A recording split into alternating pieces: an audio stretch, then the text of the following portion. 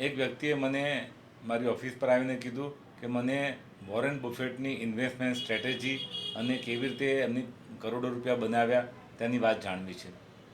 તો મેં એમને વાત કરી કે વોરેન બફેટે પોતાની જિંદગીમાં ઇન્વેસ્ટમેન્ટ કરવાની શરૂઆત બહુ નાની ઉંમરે કરેલી હતી. 12-13 વર્ષની ઉંમરે શરૂઆત કરી અને આજે એમની 94-95 વર્ષની ઉંમર છે, છતાં પણ એ હેબિટ જાળવી રાખી છે. એ હંમેશા એમના ન્યૂઝ લેટર્સમાં અને બીજી જગ્યાએ જાય છે લેક્ચર્સ આપવા માટે. તે એમ કહેતા હોય છે કે તમે હંમેશા વેલ્યુ સ્ટોક્સ લો. વેલ્યુ સ્ટોક્સ એટલે કેવું છે કે જે શેર્સની વેલ્યુ હજી અનલોક નથી થઈ. ઘણી બધી કંપનીઓ આપણા દેશમાં પણ વર્ષો પહેલાં મળતી હતી કે જેની વેલ્યુ ખૂબ જ નીચે ચાલતી. કંપનીની એક વેલ્યુ હોય છે, ઇન્ટ્રીજિંગ વેલ્યુ કહેવાય.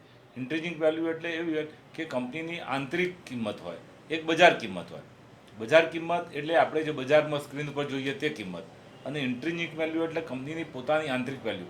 એટલે મિત્રો, કંપનીની માર્કેટ પ્રાઇસ અને ઇન્ટ્રીજિક વેલ્યુ બહુ જુદી છે. તમે જે પ્રાઇસ જુઓ છો બજારમાં એ માર્કેટ પ્રાઇસ છે, જ્યારે એની આંતરિક કિંમત અલગ હોઈ શકે. ઘણી બધી કંપનીઓમાં નીચે ચાલતી હોય, ઘણી બધી કંપનીઓમાં ઉપર ચાલતી હોય. એટલે price what you pay and value what you get, આવું સૂત્ર છે.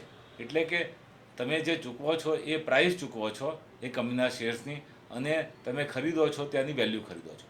એટલે વોરેન બફેટે એના પોતાના 70-75 વર્ષના ઇન્વેસ્ટમેન્ટ પીરિયડ દરમિયાન એણે સતત વેલ્યુ સ્ટોક્સ પર ધ્યાન રાખ્યું છે કે કોઈ કંપનીની કિંમત જ્યારે કોઈ પણ કારણોસર ઘટી જાય, કંપની ખોટમાં આવી ગઈ હોય, બીજા કોઈ પણ કારણોસર કંપનીના શેર્સમાં મોટો કડાકો બોલ્યો હોય, ત્યારે જે પૈસા રોકે છે.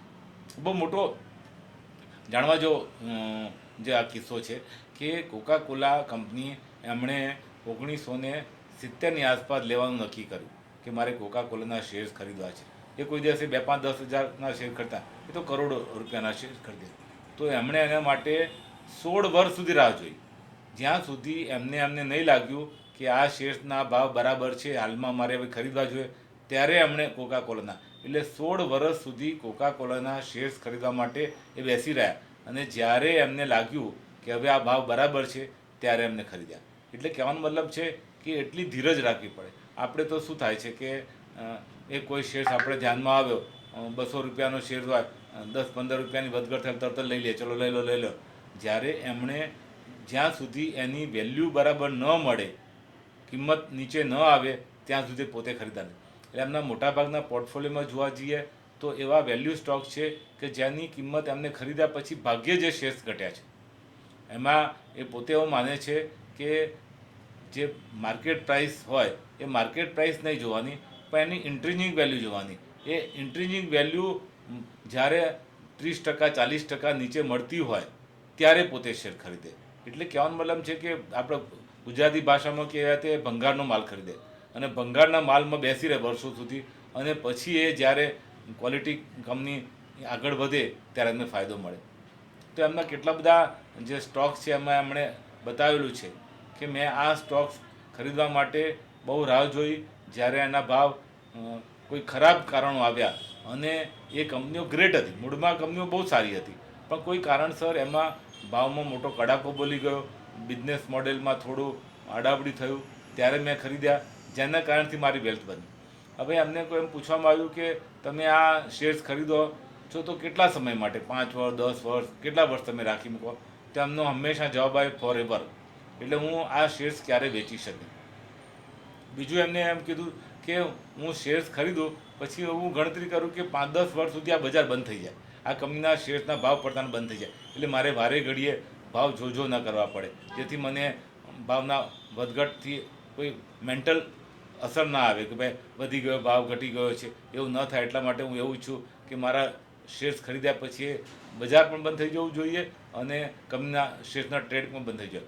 એટલે વેલ્થ ક્રિએશન માટે જે એમને ડિસિપ્લિન બનાવી, વેલ્યુ ઇન્વેસ્ટિંગની, લોંગ ટર્મ ઇન્વેસ્ટમેન્ટની, અને એમાં પણ પાછી જ્યારે ક્વોલિટી કંપનીઓમાં કોઈ એવો ઉછળકૂદ થાય ભાવમાં, ત્યારે ચોક્કસપણે એ મોટું હોલ્ડિંગ કરે.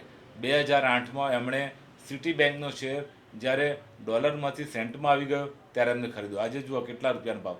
આવી તો કેટલી બધી કંપનીઓ એમને જ્યારે એ શેર્સમાં કોઈ ખરાબ ન્યૂઝ આવે, કોઈ ખરાબ કારણો આવી જાય અને એના શેર્સ જ્યારે એની આંતરિક કિંમતથી 30-40% તૂટી જાય ત્યારે ખરીદે.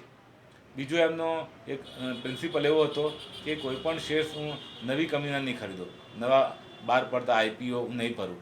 હું કંપની 25-30 વર્ષ જૂની હશે, એને જે પ્રોગ્રેસ કરી હશે, વચ્ચે નુકસાન કર્યું હશે, વચ્ચે શું કહેવાય તે જાતના પ્રોબ્લેમ્સ ઊભા થયા હશે, કંપનીના શું કહેવાય તે પરિણામો ઉપર નીચે થયા હશે, ત્યારે કંપનીના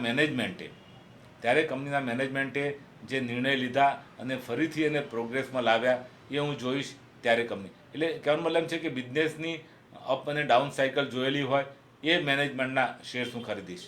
થેન્ક યુ.